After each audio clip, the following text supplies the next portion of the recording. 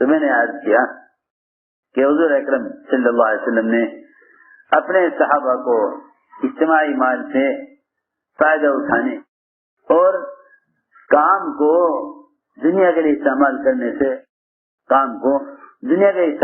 سے ڈرایا تھا.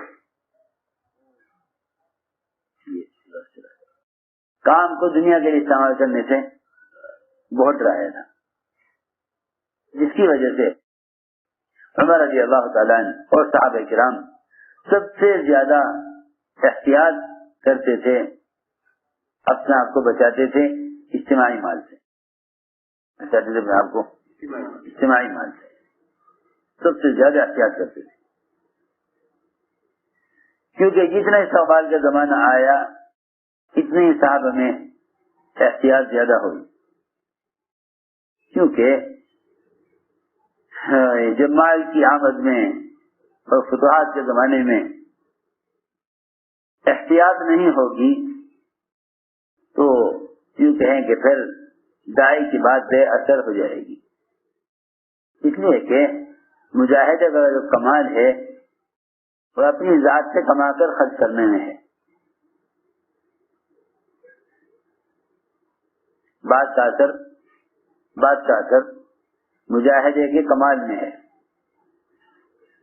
بات کا اثر مجاہدے کے کمال میں ہے، اور مجاہدے کا کمال اپنی ذات سے کما کر خرچ کرنے میں ہے. یہ نہیں کوئی مال دے دے تو ہم کام کر لیں، نہیں، مجاہدے کا کمال اپنی ذات سے خرچ کرنے میں ہے. اس لیے کہ اگر اپنی ذات سے خرچ نہیں کر رہا تو قرآن میں مجاہدے کے جہاد کے لیے جو مال جس کو نفس پر مقدم کیا ہے، اس نے مقدم نہیں کیا کہ مال کی ضرورت ہے، اس نے مقدم کیا کہ تاکہ دوسرے کے مال سے جوہد نہ کرے. قرآن نے اس دعوت کے کام میں مال کو جان پر مقدم کیا ہے. بِأَمْوَالِكُمْ وَأَنفُسِكُمْ. تمہیں سوچنے لگا، میں نے کہا کہ آدمی مال تو سب کے پاس ہوتا نہیں، جان تو سب کے پاس ہے، جان عام ہے مال سے، پھر مال کو مقدم کیوں کیا جان پر؟ کیونکہ ایسے لوگ بھی جان لگانے والے ہوتے ہیں کہ وہ یہ کہ بھائی کوئی مال لگا دے تو ہم جان لگا دیں گے، اس نے مال کو مقدم کیا. اپنی ذات سے کما کر خرچ کرو. ایک صاحب نے آخر عمر رضی اللہ عنہ سے عرض کیا، مومنین میں اللہ کے راستے میں نکلنا چاہتا ہوں، پیسے دے دیجیے. عمر نے فرمایا ایک کاشتکار کے حوالے کیا ان کو کہ جاؤ اپنی زمین سے کام لو، اس سے مزدوری کراؤ، اور کام پورا ہو جائے گا تمہارا تو اس کو اس کی مزدوری دینا.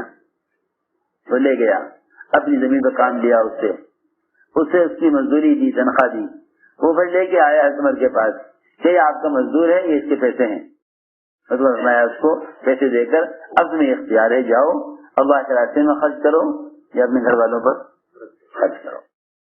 یہ مزاج بنایا تھا، بھائی خود کما کر خرچ کرو تو مجاہدہ کامل ہوگا.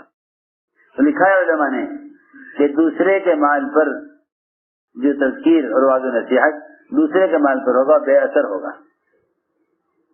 جو تبلیغ دوسرے کے مال پر ہوگی وہ بے اثر، اس لیے کہ مجاہدہ ناقص ہے.